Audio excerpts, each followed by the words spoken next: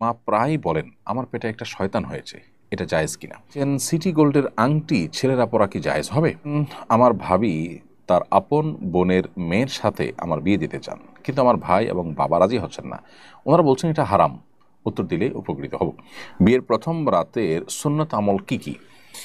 অনেক বর বউ বাসর ঘরে 2 রাকাত নামাজ আদায় করেন, বউ বরকে দুধ খাওয়ান, এরকম নানা প্রচলন আছে। কোরআন সুন্নাহ মোতাবেক আমল কি? আমি শিগগিরই বিয়ে বিয়ে করতে যাচ্ছি, আমার জন্য কল্যাণে দোয়া করবেন। ঘুমানোর সময় লুঙ্গি টাকনুর নিচে পরা যাবে কি না? মুরগির গলার ভেতরে যে সাদা রগগুলো থাকে ওইগুলোকে ফেলে দিতেই হবে? ইসলাম কি এ ব্যাপারে নিষেধাজ্ঞা ইসলামে কি এ ব্যাপারে নিষেধাজ্ঞা আছে? মোহাম্মদ নুরুল্লাহ, আপনি লিখেছেন মা প্রায়ই বলেন আমার পেটে একটা শয়তান হয়েছে, এটা জায়েজ কিনা। প্রথম কথা হলো যে মানুষকে শয়তান বলে আখ্যায়িত করা উচিত নয়। এটি এক প্রকারের গালি, আবার এক ধরনের মন্দ উক্তি। কারণ শয়তান শব্দের অর্থ হলো মূলত আল্লাহর রহমত থেকে যে দূরে সরে গেছে, যেটা শয়তানের ক্ষেত্রে ইবলিসের ক্ষেত্রে যেমন ফিট হয়, মানুষরূপী কিছু লোক আছে তাদের ক্ষেত্রেও অনেক অংশে এই শয়তানিক কর্মকাণ্ডের মাধ্যমে তাদের ক্ষেত্রেও ফিট হয়। কিন্তু কোনো ব্যক্তি বিশেষকে জাস্ট একটু দুষ্ট প্রকৃতি হওয়ার কারণে তাকে শয়তান বলা অনুচিত। নিজের সন্তান হলেও তাকে শয়তান না বলা উচিত। প্রথমত সাধারণত মানুষ আল্লাহর রহমত থেকে দূর হয়ে গেছে এটা আমরা বলতে পারি না, কারণ আমরা জানি না সে আসলে আল্লাহর রহমত থেকে দূর হয়ে গেছে কিনা।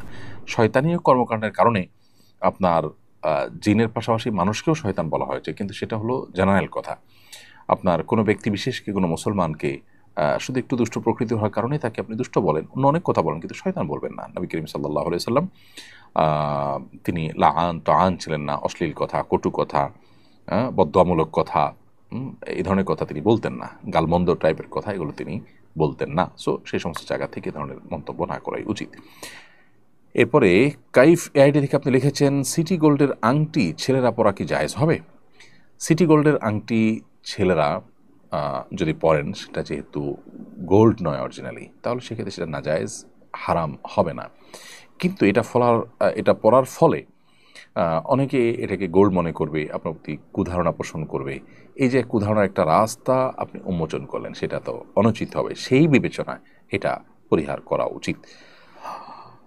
এরপর শরীফুল ইসলাম, আপনি লিখেছেন আমার ভাবি তার আপন বোনের মেয়ের সাথে আমার বিয়ে দিতে চান, কিন্তু আমার ভাই এবং বাবা রাজি হচ্ছেন না। ওনারা বলছেন এটা হারাম। উত্তর দিলে উপকৃত হব। ভাই শরীফুল ইসলাম, এটা তারা ভুল বলছেন। আপনার ভাবির বোন কিংবা আপনার ভাবির বোনের মেয়ে আপনার জন্য মাহরাম নন, বিধায় তার সাথে আপনার পর্দা যেমন করতে হবে, একইভাবে তাকে আপনি বিয়ে করতে পারবেন। সেক্ষেত্রে আপনার ভাই হয়তো আপনার খালু শ্বশুর হয়ে যাবেন সম্পর্কে, তাতে কোনো অসুবিধা নেই। অতএব আপনার ভাবির বোনের মেয়েকে আপনি বিবাহ করাতে সেরাই কোনো বাধা নেই। আপনার বাবা বা ভাই বা পরিবারের লোকজন যারা এটাতে বাধা দিচ্ছেন, তাদেরকে দক্ষ কোনো আলেমের কাছে নিয়ে যান এবং তাদের সংশয়কে দূর করবার চেষ্টা করেন। বিয়ের প্রথম রাতের সুন্নত আমল কি কি? অনেক বর বউ বাসর ঘরে 2 রাকাত নামাজ আদায় করেন, বউ বরকে দুধ খাওয়ান, এরকম নানা প্রচলন আছে। কোরআন সুন্নাহ মোতাবেক আমল কি? আমি শিগগিরই বিয়ে করতে যাচ্ছি, আমার জন্য কল্যাণে দোয়া করবেন। প্রশ্নকর্তা যে হন না কেন, আপনার জন্য আমরা দোয়া করি। আল্লাহ তাআলা আপনাকে দাম্পত্য জীবনের সুখ এবং প্রশান্তি দান করুন, এবং আল্লাহর বাধ্যগত এবং অনুগত থেকে দাম্পত্য জীবনে উভয়ে মিলেমিশে চলার তৌফিক আল্লাহ তাআলা আপনাদেরকে দান করুন।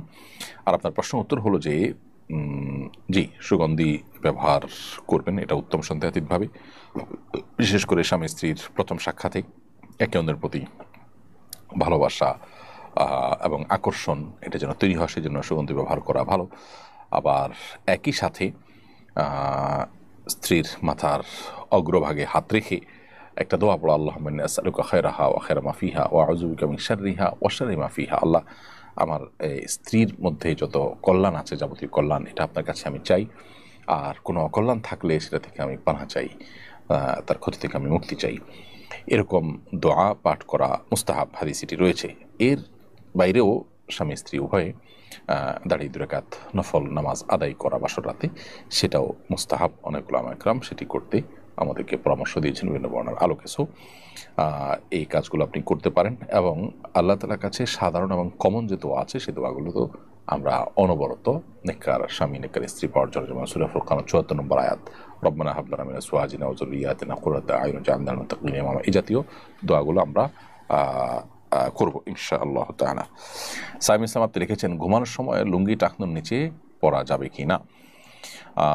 ঘুমানোর সময় লুঙ্গি টাকনুর নিচে যদি চলে যায় তাহলে তাতে কোনো অসুবিধা হবে না। বিগত সপ্তাহে সম্ভবত এই প্রশ্নটি এসেছিল এবং এর উত্তর আমরা দিয়েছিলাম।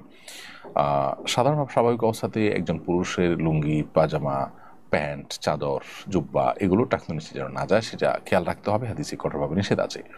শোয়ার পরে যদি সেটা চলে যায় তাহলে সেটা আসলে মানুষের একে তো ইচ্ছার বাহিরে, দ্বিতীয়ত এটা সাধারণ এবং স্বাভাবিক অবস্থা নয়, যার কারণে এতে কোনো গুনাহ হবে না ইনশাআল্লাহ তাআলা।